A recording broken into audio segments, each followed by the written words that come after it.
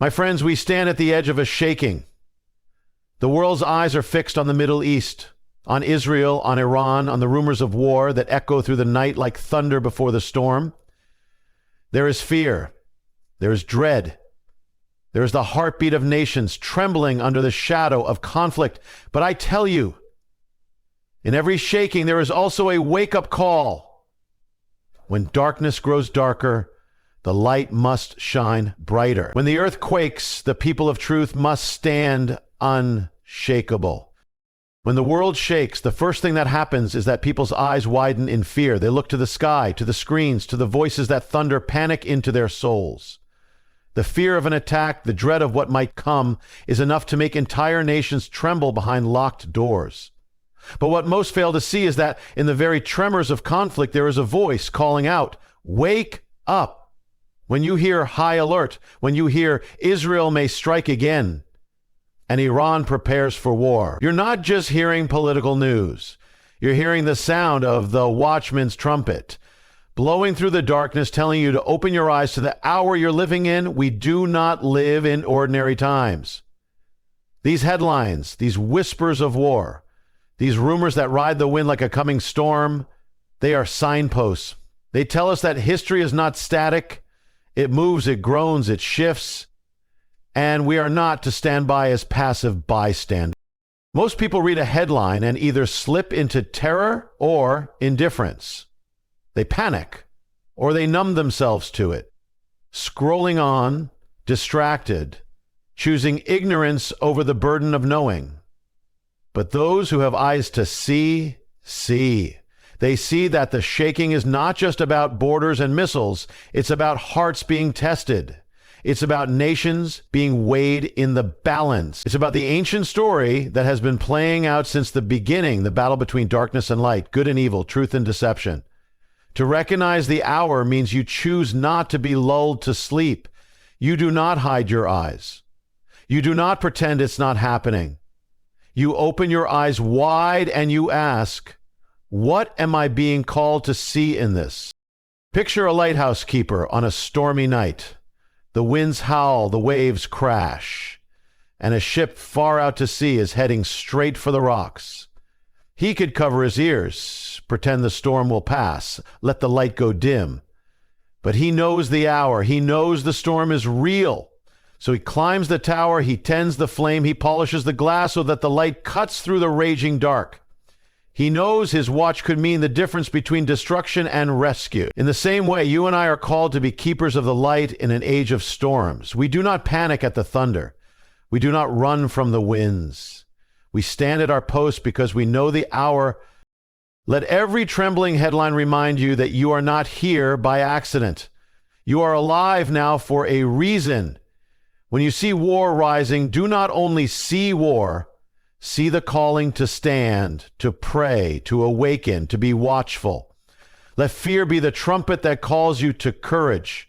Let rumors of conflict stir you to acts of faith and compassion. To recognize the hour is to see the shaking for what it is. Not an end, but a beginning. The beginning of awakening. The beginning of standing firm when the world would rather fall. This is the hour. Do not miss it. Fear is the oldest weapon, and in moments like these, when the world's headlines roar with warnings of missiles, retaliation, and bloodshed, fear spreads like a silent poison. It seeps into living rooms, into news feeds, into the trembling pulse of nations. But fear has always been a liar. It magnifies the darkness, whispers that you are powerless, that doom is inevitable, that hope is foolish. To recognize this hour is one thing, but to stand in it without bowing to fear, that is where the battle is won or lost. Fear wants you frozen, paralyzed by the what-ifs that cloud your mind in the midnight hours. It wants your spirit changed so tightly that you forget who you are, who your God is, and who holds the future in his hands. When Israel prepares its defenses and Iran raises its alert, when sirens blare in the distance and the world holds its breath, the temptation is to let that same siren echo inside your soul. But fear must never be your master. Fear may stand at your door, but you decide whether it takes residence in your heart. Faith does not ignore the storm. It refuses to be ruled by it. Courage is not born in comfort. It is forged in the fire of uncertainty. You cannot wait for the world to be peaceful, to have peace in your heart. You cannot wait for the shaking to stop before you choose to stand. And you cannot wait for someone else to stand for you. Imagine a young girl during the bombings of the Second World War. Night after night, the air raid sirens would scream through the darkness. Families would run for cover, hearts pounding, breath shallow, fearing the worst. But this girl, though terrified, carried a small candle down into the shelter each time. She would light it and pray over the flame, whispering hope to her brothers and sisters while the walls shook around them. The bombs fell, but the light did not go out, nor did her faith. That tiny flame became more powerful than the sound of explosions above. Why? Because courage is not the absence of fear. It's refusing to bow to it. So it must be with us now. We do not close our eyes to the threats.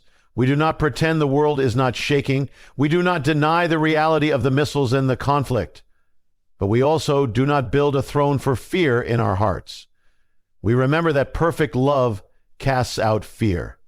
We hold fast to the truth that the same power that calmed storms still reigns over every raging battlefield. We remind ourselves that history has never been ruled by tyrants for long, but by the unseen hand of the one who writes the end from the beginning.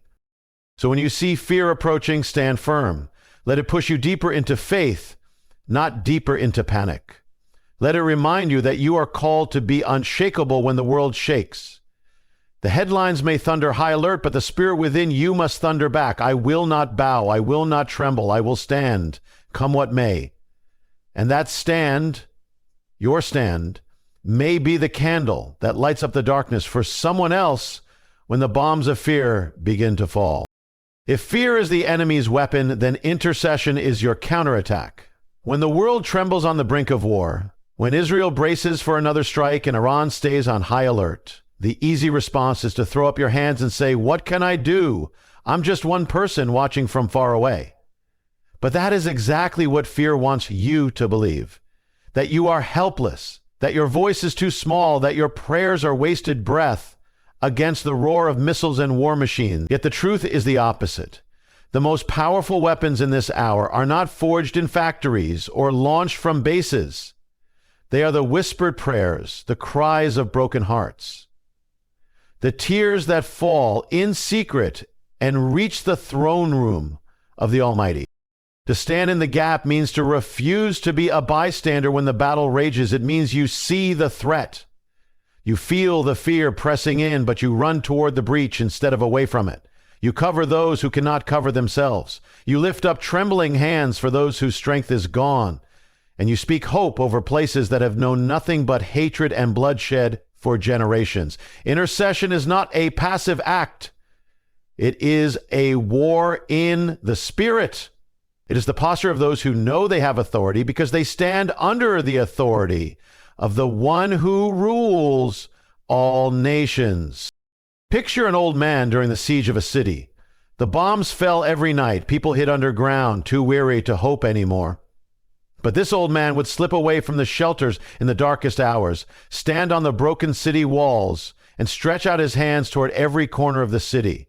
He prayed over the children who cried themselves to sleep, over the mothers who had lost sons, over the soldiers whose courage was cracking under the weight of despair. He was just one man, frail, alone, unseen.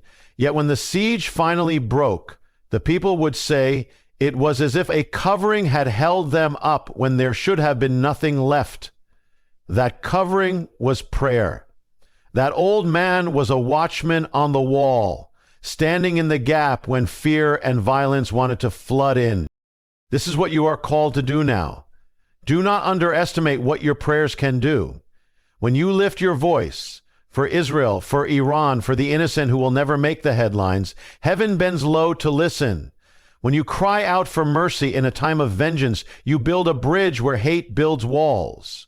When you plead for peace in a time of war, you align yourself with the very heartbeat of the one who came, not to destroy, but to save. Your intercession shakes strongholds that missiles cannot touch. It turns fear into courage, hatred into forgiveness, and despair into hope. And so do not say, I am too small. Do not believe the lie that your prayers are whispers lost in the wind. They are thunder in the heavens. When the world says, take cover, you take your stand. You stand in the gap, hands lifted high, words forged in faith. You become a watchman on the wall. And through your watch, you will see that light can still break through the darkest night. Let fear drive you not into hiding, but into battle, the kind that is fought on your knees and won by the one who hears every cry. In an age when missiles are aimed and alliances shift like sand, the call to keep your lamp burning is not just poetic, it's survival for your soul. Too many stand watch for a moment, pray for a night, then let the oil run dry when the world keeps shaking. But now is not the time for flickering faith. What does it mean to keep your lamp burning? It means you do not let the constant drip of headlines drain your hope. It means you feed your spirit on truth, not on rumors. It means you fill your mind with what is eternal, not what is temporary and terrifying. You stay ready, not because you know exactly what tomorrow will bring, but because you know who holds tomorrow. And you stand watchful, not out of paranoia, but out of purpose, because you have been called to be light in the darkness, not darkness in the darkness.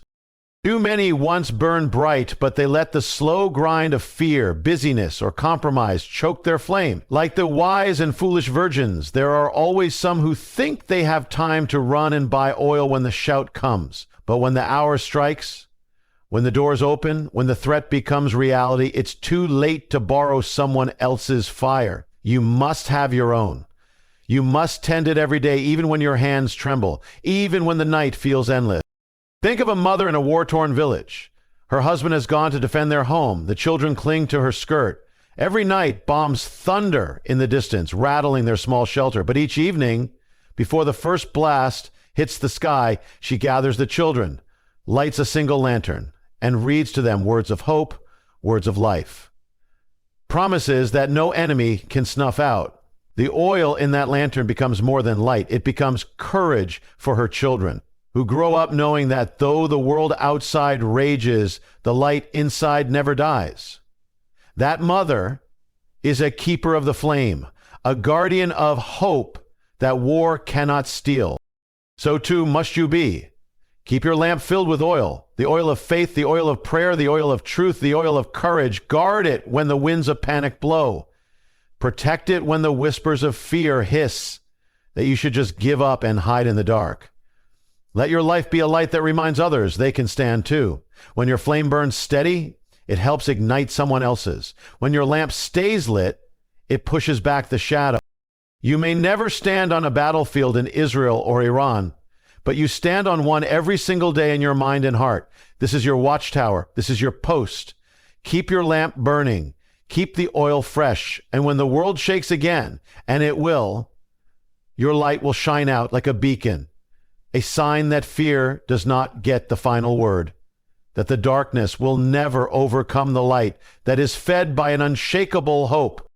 So I say to you, do not tremble when the world trembles. Do not fear when the world fears.